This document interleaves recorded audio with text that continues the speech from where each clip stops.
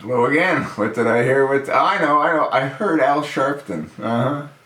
What's he doing now? Well, he's fanning the flames in Baltimore. Yeah, he doesn't want to see that little fire go out.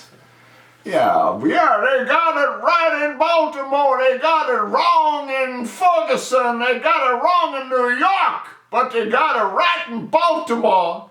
What he's referring to is the arrest of those police officers. Now, as you know, if you're a viewer of mine, I think what happened was Freddie Gray's throat was leaned on by one of the arresting officers, and in the process his larynx was crushed and his neck was broken. You can easily see the way he held his head to the side as he was being literally dragged to the paddy wagon. And his legs were not underneath him. He wasn't walking. He was being carried. Now, do I think that the police are responsible for his death? Sadly, yes. Might it have been an accident? I don't know. I don't think the police intentionally killed him. I don't think the officer that was leaning on his neck with his knee did so to break his neck. He might not have realized, and I'm certain that he didn't realize. If he would have realized that, they would have, I'm sure, called for paramedics. The driver of the paddy wagon, I think, is completely and totally innocent. He did what he normally does. They stop off and pick up and drop off other arrested individuals. He had no way of knowing what happened to Freddie Gray prior to his arrival. Does that make it right? No.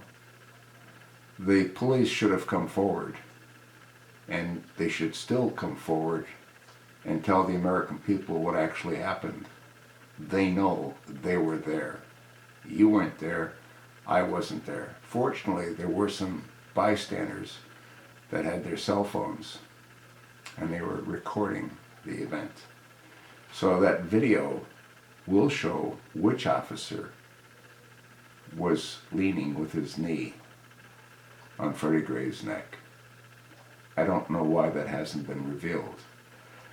Did the prosecutor go too far? I think so. There was no need to charge all six. Who should have been charged was the officer that used excessive force.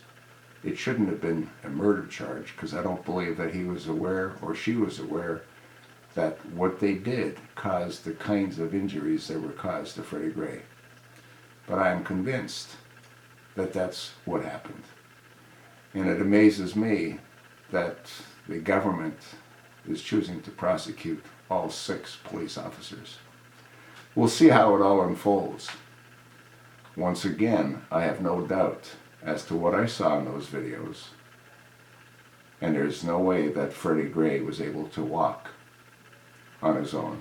He was literally dragged and thrown in to the back of the paddy wagon. That's sort of what I think. And Al Sharpton? Well, Al Sharpton reminds me of a buzzard, always in search of carrion. That's what he feeds on. That's what he's always fed on. That's what he'll continue to feed on. That's sort of what I think. Let me know what you think.